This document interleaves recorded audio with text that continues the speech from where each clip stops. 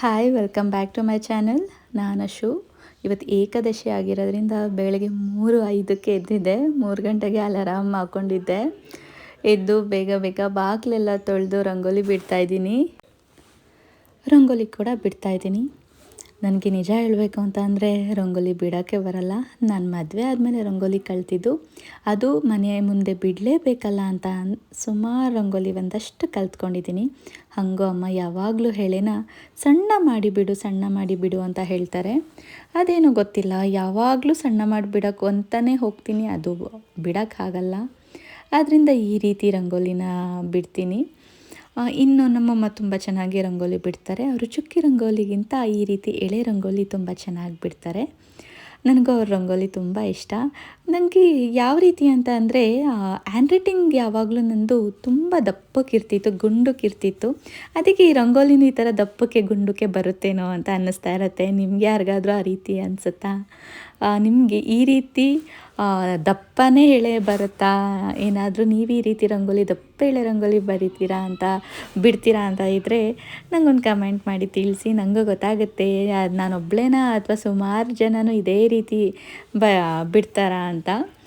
ಇನ್ನು ನಾನಿಲ್ಲಿ 7ರಿಂದ ಒಂದು ರಂಗೋಲಿ ಬಿಡ್ತಾ ಇರೋದು, ಚುಕ್ಕಿ ರಂಗೋಲಿ ಬಿಡ್ತಿದ್ದೀನಿ. ನೀವು ನೋಡ್ತಾ ಇರ್ಬೋದು, ತುಂಬ ಈಸಿಯಾಗಿ ಒಂದಷ್ಟು ರಂಗೋಲಿಗಳನ್ನ ಕಲ್ತ್ಕೊಂಡಿದ್ದೀನಿ ಅಷ್ಟೇ. ತುಂಬ ಈಸಿ ಅಂತ ಅಂದರೆ 7ರಿಂದ 1 ತುಂಬ ವಿಧವಾದ ರಂಗೋಲಿಗಳಿವೆ. ನಾನು ಒಂದಷ್ಟನ್ನು ಯಾವಾಗಲೂ ಬಿಡ್ತಾಯಿರ್ತೀನಿ. ಒಟ್ನಲ್ಲಿ ವಾರಕ್ಕೆ 7 ದಿನಕ್ಕೂ ಎಷ್ಟು ರಂಗೋಲಿ ಕಲಿಬೇಕೋ ಅಷ್ಟು ರಂಗೋಲಿನ ಕಲ್ತ್ಕೊಂಡಿದ್ದೀನಿ. ಬಟ್ ಏನು ಅಂತಂದರೆ ಎಳೆದಪ್ಪ ಬರುತ್ತೆ ಅಷ್ಟೇ. ಈ ರಂಗೋಲಿನೂ ಕೂಡ ಚೆನ್ನಾಗಿತ್ತು. ಮತ್ತು ವೈಕುಂಠ ಏಕಾದಶಿ ಬಗ್ಗೆ ವಿಶೇಷತೆ ಏನು ಅಂತ ಅಂದರೆ, ಇವತ್ತಿನ ದಿನ ತುಂಬ ಒಳ್ಳೆಯ ದಿನ. ಅದು ಈ ಶುಕ್ರವಾರ ಬಿದ್ದಿರೋದ್ರಿಂದ ತುಂಬ ಅಂದರೆ ತುಂಬ ಒಳ್ಳೆಯ ದಿನ ಅಂತ ಹೇಳ್ತಿದ್ರು. ಅದರಿಂದ ಈ ಸಲ ನಾನು ಕೂಡ ಉಪವಾಸ ಇದ್ದೀನಿ. ಅಂದರೆ ನಿನ್ನೆ ಮಧ್ಯಾಹ್ನದಿಂದನೇ ಉಪವಾಸ ಸ್ಟಾರ್ಟ್ ಮಾಡಬೇಕು. ಇನ್ನೇನಿದ್ರು ಶನಿವಾರ ಉಪವಾಸನ ನಾವು ಮುರಿಬೇಕಾಗಿರೋದು. ಅಲ್ಲಿವರೆಗೂ ಯಾವುದೇ ರೀತಿ ಅನ್ನದ ಪದಾರ್ಥ ಏನೂ ತಿನ್ನೋಂಗಿಲ್ಲ. ಮೊಸರು ಹಾಕ್ಕೊಂಡು ಅವಲಕ್ಕಿ ತಿನ್ಬೋದು ಅಥವಾ ರಸಾಯನ ತಿನ್ಬೋದು, ಈ ರೀತಿ ತಿನ್ಬೋದು, ಹಾಲು ಕುಡಿಬೋದು. ಬಟ್ ನೀರೂ ಸುಧಾ ಕುಡಿಯೋಂಗಿಲ್ಲ ಅಂತ ಹೇಳ್ತಾರೆ. ಏನಕ್ಕೆ ಅಂದರೆ ನೀರು ಕುಡಿದ್ರೆ ಹೊಟ್ಟೆ ತುಂಬೋಗ್ಬಿಡುತ್ತೆ. ಯಾವುದೇ ವ್ರತ ಮಾಡಬೇಕಾದ್ರೂ ನೀರು ಕುಡಿಲೇಬಾರ್ದು ಅಂತ ಹೇಳ್ತಾರೆ. ನಾನು ಗಣಪತಿ ವ್ರತ ಮಾಡಬೇಕಾದ್ರೂ ಅಷ್ಟೇ, ಮತ್ತು ಈ ರೀತಿ ಯಾವುದೇ ವ್ರತ ಮಾಡಬೇಕಾದ್ರೂ ಅಷ್ಟೇ ನೀರು ಕುಡಿಯಲ್ಲ. ನಾನು ನಿನ್ನೆ 12 ಗಂಟೆಯಿಂದ ವ್ರತ ಸ್ಟಾರ್ಟ್ ಮಾಡಿರೋದು. ಇನ್ನೇನಿದ್ರು ಶನಿವಾರ 12 ಗಂಟೆಗೆ ವ್ರತನ ಕಂಪ್ಲೀಟ್ ಮಾಡೋದು. ಅಲ್ಲಿವರೆಗೂ ಬರೀ ಹಾಲು ಹಣ್ಣು ಈ ರೀತಿ ನನಗೆ ತಿನ್ನಬೇಕು ಅನ್ಸಿದ್ರೆ ಅಷ್ಟೇ ತಿನ್ನೋದು. ತಿನ್ನಲೇಬೇಕಲ್ಲ ಅಂತ ತಿನ್ನಲ್ಲ, ಸಂಪೂರ್ಣವಾಗಿ ವ್ರತನ ಮಾಡ್ತೀನಿ. ಈ ವ್ರತ ಮಾಡೋದ್ರಿಂದ ಖಂಡಿತವಾಗ್ಲೂ ತುಂಬಾ ಒಳ್ಳೆಯದಿದೆ. ನಾವು ಮನಸ್ಸಲ್ಲಿ ಏನು ಅಂದ್ಕೊಂಡಿರ್ತೀವಿ ಈ ಒಂದು ದಿನ ವಿಷ್ಣು ದೇವರು ಕಿವಿನ ತೆರೆದಿಟ್ಟು ಎಲ್ಲ ಭಕ್ತಾದಿಗಳ ಮಾತನ್ನು ಖಂಡಿತವಾಗ್ಲೂ ಕೇಳ್ತಾರಂತೆ. ಅದರಿಂದ ಇವತ್ತು ನಾವು ಏನು ಮನಸ್ಸಲ್ಲಿ ಅಂದ್ಕೊಂಡು ಪ್ರಾರ್ಥನೆ ಮಾಡ್ತೀವಿ, ದೇವರು ಫಲ ಬೇಗನೆ ಕೊಡ್ತಾರೆ. ಅದರಿಂದ ಉಪವಾಸ ಇದ್ದು ಈ ವ್ರತನ ಮಾಡಬೇಕು ಅಂತ ಹೇಳ್ತಾರೆ. ಇನ್ನು ಮಕ್ಕಳಿಲ್ದಿರೋರಿಗೆ ಮಕ್ಕಳಾಗೋದು ಈ ಒಂದು ವ್ರತದಲ್ಲಿ ಸಾಧ್ಯತೆ ಜಾಸ್ತಿ ಇರುತ್ತೆ. ಇನ್ನು ಗಂಡು ಮಗು ಬೇಕು ಅನ್ನೋರ್ಗೂ ಗಂಡು ಮಗು ಆಗೋ ಸಾಧ್ಯತೆಗಳು ಜಾಸ್ತಿ ಇರುತ್ತೆ. ಇನ್ನು ಪತಿ ಮತ್ತು ಪತ್ನಿಯಲ್ಲಿ ಕಲಹಗಳು ಜಾಸ್ತಿ ಇದ್ದರೆ ಅದು ಕೂಡ ಕಮ್ಮಿ ಆಗ್ತಾ ಹೋಗುತ್ತೆ. ಮನಸ್ಸಿಗೆ ಸಮಾಧಾನ ಸಿಗುತ್ತೆ. ಮುಂದಿನ ವರ್ಷ ಬರೋಷ್ಟರಲ್ಲೇ ತೀರಾ ಆ ಒಂದು ಗಲಾಟೆಗಳೆಲ್ಲ ಕಮ್ಮಿ ಆಗ್ತಾ ಹೋಗಿ ಮನಸ್ಸಿಗೆ ಸಮಾಧಾನ ಕೊಡ್ತಾರೆ. ಮತ್ತು ಹಣಕಾಸಿನ ಸಮಸ್ಯೆಗಳಿದ್ರೂ ಕೂಡ ಪರಿಹಾರ ಆಗ್ತಾ ಹೋಗುತ್ತೆ. ಈ ಒಂದು ದಿನದಲ್ಲಿ ನಾವು ಏನೇ ಇಷ್ಟಾರ್ಥಗಳಿದ್ರೂ ಕೇಳ್ಕೊಂಡ್ರು ಖಂಡಿತವಾಗ್ಲೂ ದೇವರು ಅದರಿಂದ ಪೂರ್ಣ ಫಲ ಕೊಡ್ತಾರೆ ಅಂತಲೇ ಹೇಳ್ತಾರೆ.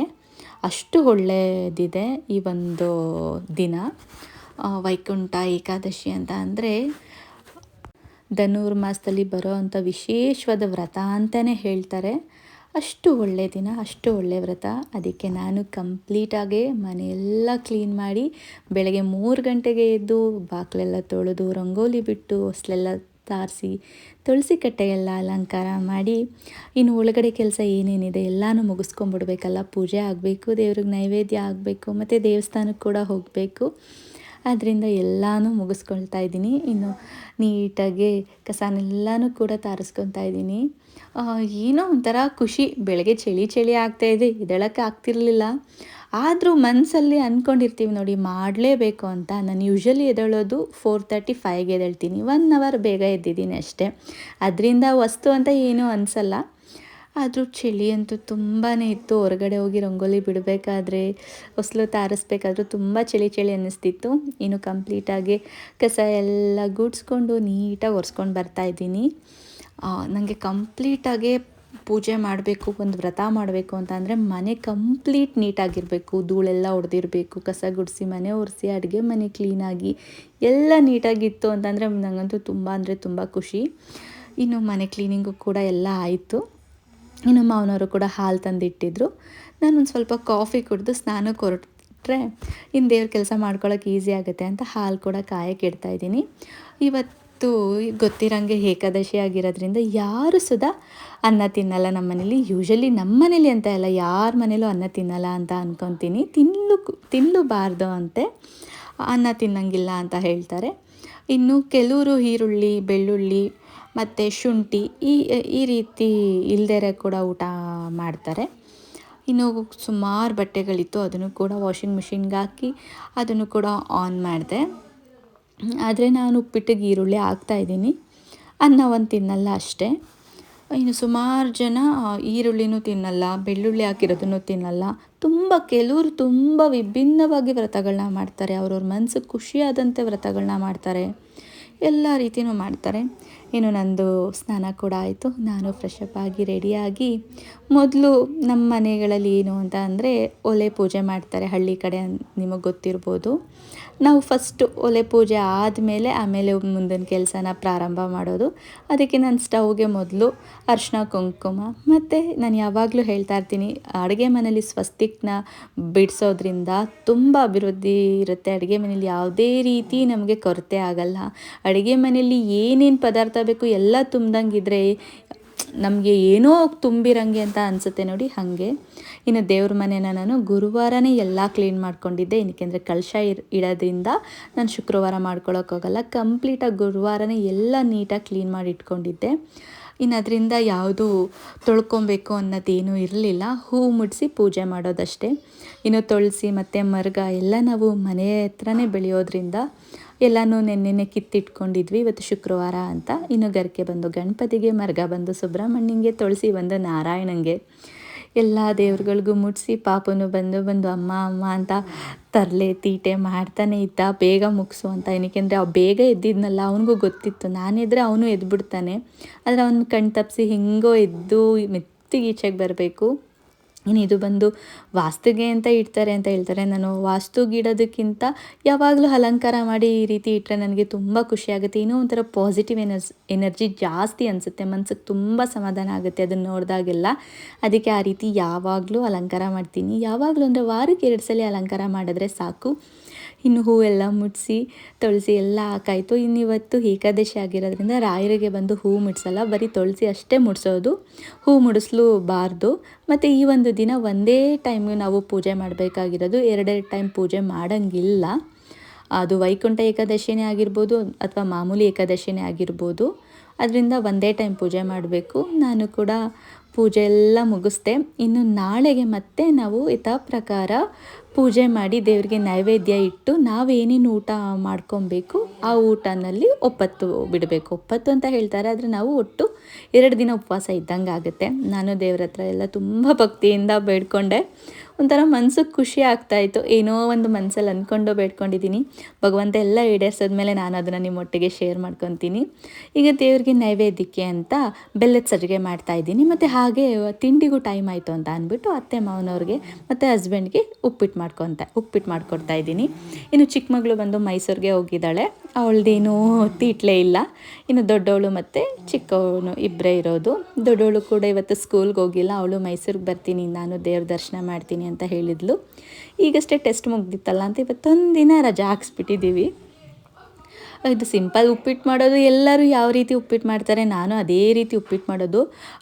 ತುಂಬ ಡಿಫ್ರೆಂಟಾಗಿ ಏನೋ ಮಾಡಲ್ಲ. ಆದರೆ ಮಸಾಲೆ ಉಪ್ಪಿಟ್ಟು ಡಿಫ್ರೆಂಟಾಗಿ ಉಪ್ಪಿಟ್ಟು ಮಾಡಿದಾಗ ಅದರ ರೆಸಿಪಿ ಹೇಳ್ತೀನಿ. ಇದು ಎಲ್ಲರೂ ಮಾಡ್ದಂಗೆ ಮಾಡೋದು. ಆದರೆ ನಾನೇನು ಅಂತಂದರೆ ಈರುಳ್ಳಿನ ಜಾಸ್ತಿ ಬೇಯಿಸ್ಕೊಳಕ್ಕೆ ಹೋಗಲ್ಲ. ಬಿಸಿನೀರಲ್ಲಿ ಕಾಯಿಸಿಟ್ಕೊಂಡಿರ್ತೀನಿ, ಅದನ್ನೇ ಹಾಕ್ಕೊಂಡ್ಬಿಡ್ತೀನಿ. ಆಗ ಕಾಳುಗಳು ಕೂಡ ಮೆತ್ತೆ ಆಗಲ್ಲ. ಇನ್ನಿಲ್ಲಿ ಬಿಸಿನೀರು ಕೂಡ ಕಾಯಿಸಿಟ್ಕೊಂಡಿದ್ದೆ. ಅದಕ್ಕೆ ಒಂದು 4-5 ಸ್ಪೂನ್ ಬೆಲ್ಲ ಹಾಕ್ಕೊಬೇಕು. ಅದು ಒಂದು ಮಳ್ಳು ಬಂದ ಮೇಲೆ ರವೆ ಹಾಕ್ಕೊಂಡು ತಿರುವಾಗ್ತಾ ಇರಬೇಕು, ಯಾವುದೇ ರೀತಿ ಗಂಟಾಗದಿರ. ಗಂಟಾಯಿತು ಅಂತಂದರೆ ಅಲ್ಲಿಗೆ ಬೆಲ್ಲದ ಸಜ್ಜಿಗೆ ಹೋಯ್ತು ಅಂತ ನೋಡಿ. ಒಂದು ಚೂರು ಗಂಟಿಲ್ಲದೆ ಯಾವ ರೀತಿ ಬಂತು ಅಂತ ಈ ರೀತಿ ನೀಟಾಗಿ ತಿರುವಾಕೊಂಬಿಡ್ಬೇಕು. ಇನ್ನು ಇಲ್ಲಿ ಉಪ್ಪಿಟ್ಟಿಗೂ ಅಷ್ಟೇ ಬಿಸಿ ನೀರನ್ನೇ ಹಾಕ್ಕೊತೀನಿ. ಆವಾಗ ಕಾಳು ಮೆತ್ತಗಾಗಲ್ಲ, ತುಂಬ ಚೆನ್ನಾಗಿರುತ್ತೆ. ಉಪ್ಪಿಟ್ಟು ಕೂಡ ತುಂಬ ಚೆನ್ನಾಗಿರುತ್ತೆ. ಇನ್ನಿಲ್ಲಿ ಸಜ್ಜಿಗೆ ಕೂಡ ಆಯಿತು. ಅದು ಇನ್ನೊಂದು ಸ್ವಲ್ಪ ಒಂದು 10 to 15 ಮಿನಿಟ್ಸ್ ಹಳ್ಳಕ್ಕೆ ಬಿಟ್ಟರೆ ತುಂಬ ಚೆನ್ನಾಗಾಗಿರುತ್ತೆ, ಉಬ್ಕೊಂಡು ಬರುತ್ತೆ. ಅದಕ್ಕೆ 1-2 ಸ್ಪೂನ್ ತುಪ್ಪ ಹಾಕಿ ನಾವು ಆಗಲೇ ರೋಸ್ಟ್ ಮಾಡಿ ಇಟ್ಕೊಂಡಿದ್ವಿ ನೋಡಿ ದ್ರಾಕ್ಷಿ ಮತ್ತು ಗೋಡಂಬಿ, ಅದನ್ನು ಕೂಡ ಹಾಕ್ಕೊಂಡು ಒಂದು 15 ಮಿನಿಟ್ಸ್ ಬಿಟ್ಬಿಡ್ತೀನಿ. ಅಷ್ಟರಲ್ಲಿ ಇಲ್ಲಿ ಉಪ್ಪಿಟ್ಟನ್ನ ನಾವು ರೆಡಿ ಮಾಡ್ಕೊಬೇಕು.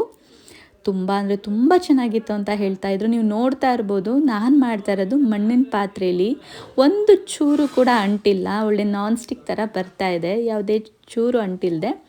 ಅಷ್ಟು ಟೇಸ್ಟ್ ಕೂಡ ಅಷ್ಟೇ ಚೆನ್ನಾಗಿರುತ್ತೆ. ಇನ್ನು ಇಲ್ಲಿದ್ದು ಕೂಡ ಒಂದು ಮಳ್ಳು ಬಂದಿತ್ತು. ಅದಕ್ಕೆ ನಾನು ಅಳತೆ ಅಂತ ನಾನು ಯಾವಾಗಲೂ ತಗೊಳ್ಳಲ್ಲ. ಇದೇ ರೀತಿ ನನ್ನ ಕಣ್ಣಳ್ತೆ ಇಷ್ಟು ನೀರಿದೆ ಅಂತ ಅಂದರೆ ಇಷ್ಟು ರವೆ ಹಾಕಬೇಕು ಅಂತ ಹಾಕ್ತಾಯಿದ್ದೀನಿ. ಅಂದರೆ ನನಗೆ ನಮ್ಮಮ್ಮ ಹೇಳ್ಕೊಟ್ಟಿದ್ದು, ಯಾವಾಗಲೂ ಕಣ್ಣಳ್ತೆ ನೋಡ್ಕೊಂಬಿಡು, ಕಣ್ಣಳ್ತೆ ನೋಡಿದ್ದು ಕೈಯಲ್ಲಿ ಆರಾಮಾಗಿ ಮಾಡ್ಬೋದು ಅಂತ. ಇನ್ನು ಇಷ್ಟು ನೀರಿಗೆ ಕರೆಕ್ಟಾಗಿ ನಾನು ಅಷ್ಟು ರವೆ ಹಾಕಿ ನೀಟಾಗಿ ತಿರುವಾಕ್ಬಿಡ್ತೀನಿ, ಯಾವುದೇ ರೀತಿ ಗಂಟಿಲ್ದರೆ. ಈಗ ಕಾಯಿ ತುರಿ ಮತ್ತು ಕೊತ್ತಂಬರಿ ಸೊಪ್ಪನ್ನ ಉದುರಿಸ್ತು ಅಂತಂದರೆ ತುಂಬ ಬಿಸಿ ಬಿಸಿಯಾದ ರುಚಿಕರವಾದ ಉಪ್ಪಿಟ್ಟು ಮತ್ತು ಬೆಲ್ಲದ ಸಜ್ಜಿಗೆ ಕೂಡ ರೆಡಿ ಆಯಿತು. ಮೊದಲಾಗಿ ದೇವರಿಗೆ ನೈವೇದ್ಯ ಇಟ್ಬಿಡೋಣ ಅಂತ ಕೆಳಗಡೆ ಒಂದು ವಿಳ್ಯದೆಲೆ ಮತ್ತು ಸಜ್ಜಿಗೆ, ಬಿಸಿ ಬಿಸಿ ಸಜ್ಜಿಗೆ ದೇವರಿಗೆ ಕೊಡ್ತಾಯಿದ್ದೀನಿ. ದೇವ್ರಿಗೂ ಕೂಡ ಇದು ಗುರು ರಾಘವೇಂದ್ರ ಸ್ವಾಮಿಗೂ ಕೂಡ ತುಂಬ ಇಷ್ಟವಾದ ಪ್ರಿಯವಾದ ನೈವೇದ್ಯ, ಮತ್ತು ನಾರಾಯಣನಿಗೂ ಕೂಡ ತುಂಬ ಇಷ್ಟವಾದ ನೈವೇದ್ಯ. ಅಷ್ಟು ಚೆನ್ನಾಗಿತ್ತು. ಇನ್ನು ದೇವರಿಗೆ ನೈವೇದ್ಯ ಕೊಟ್ಟು ಆಮೇಲೆ ಮನೆಯವರೆಲ್ಲರೂ ಕೂಡ ತಿಂಡಿ ಮಾಡಿದ್ರು. ನಂದು ಇವತ್ತಿನ ದಿನ ಈ ರೀತಿ ಆಯಿತು. ಬೆಳಗ್ಗೆ 3 ಗಂಟೆಯಿಂದ ಬೆಳಗ್ಗೆ 7 ಗಂಟೆ ಅಷ್ಟರಲ್ಲಿ ನಮ್ಮ ಮನೆ ಕಂಪ್ಲೀಟ್ ಕೆಲಸ ಎಲ್ಲನೂ ಮುಗಿಸಿ, ಪೂಜೆನೂ ಆಗಿ, ದೇವರಿಗೆ ನೈವೇದ್ಯ ಕೂಡ ಅರ್ಪಿಸಿ ನಾವು ದೇವಸ್ಥಾನಕ್ಕೆ ಹೊರಟ್ವಿ. ಅಂದರೆ ಈ ದೇವಸ್ಥಾನ ನಾವು ವರ್ಷವೂ ಕೂಡ ಹೋಗ್ತೀವಿ. ಅದೇ ದೇವಸ್ಥಾನಕ್ಕೆ ಹೋದ್ವಿ. ನಾನು ಶ್ಲೋಕ ಕೂಡ ಓದಿ ಹೊರಟೆ. ನೀವು ನೋಡ್ತಾ ಇರ್ಬೋದು, ದೇವಸ್ಥಾನಕ್ಕೆ ಬಂದ್ವಿ. ಇನ್ನಿಲ್ಲಿ ಸ್ವಲ್ಪ ಕ್ಯೂ ಇತ್ತು. ದರ್ಶನ ಮಾಡಿ, ಇವತ್ತು ದರ್ಶನ ಮಾಡಿದ್ರೆ ತುಂಬಾ ಕೋಟಿ ಪುಣ್ಯ ಅಂತ ಹೇಳ್ತಾರಲ್ಲ, ಅಷ್ಟು ಕೋಟಿ ಪುಣ್ಯ ಸಿಗುತ್ತಂತೆ. ನೀವ್ಯಾರೆಲ್ಲ ಹೋಗೋಕ್ಕಾಗಿಲ್ಲ, ಇಲ್ಲೇ ತೋರಿಸ್ಬಿಡ್ತೀನಿ. ಭಗವಂತನ ದರ್ಶನ ಮಾಡ್ಕೊಳ್ಳಿ. ಬೆಣ್ಣೆ ಅಲಂಕಾರದಿಂದ ಭಗವಂತ ತುಂಬ ಅಂದರೆ ತುಂಬ ಚೆನ್ನಾಗಿ ಕಾಣಿಸ್ತಿದ್ರು. ಇನ್ನು ಇದ್ರ ಕೆಳಗಡೆ ಕೂಡ ಹೋಗಬೇಕು. ಮೇಲ್ಗಡೆ ಕೂಡ ಅಲ್ಲಿ ನೀವು ನೋಡ್ತಾ ಇರ್ಬೋದು, ನಾರಾಯಣ ಮತ್ತು ಲಕ್ಷ್ಮಿ ಇದ್ದಾರೆ. ಅಲ್ಲಿಂದ ನಾವು ಕೆಳಗಡೆ ನುಗ್ಗಿ ಹೋಗಬೇಕು. ಅದರಿಂದ ತುಂಬಾ ಫಲಗಳು ಸಿಗುತ್ತೆ ಅಂತ ಹೇಳ್ತಾರೆ. ಮತ್ತು ಈ ವಿಡಿಯೋ ನಿಮಗೆ ತುಂಬ ಇಷ್ಟ ಆಗಿದೆ ಅಂತ ಅಂದ್ಕೊಳ್ತಾ ಈ ವಿಡಿಯೋನ ಇಲ್ಲಿಗೆ ಎಂಡ್ ಮಾಡ್ತಾಯಿದ್ದೀನಿ. ಯಾರೆಲ್ಲ ನನ್ನ ಚಾನಲ್ಗೆ ಸಬ್ಸ್ಕ್ರೈಬ್ ಆಗಿಲ್ಲ, ಪ್ಲೀಸ್ ಸಬ್ಸ್ಕ್ರೈಬ್ ಆಗಿ, ಲೈಕ್ ಮಾಡಿ, ಶೇರ್ ಮಾಡಿ, ಹೀಗೆ ಸಪೋರ್ಟ್ ಮಾಡಿ. Thank you.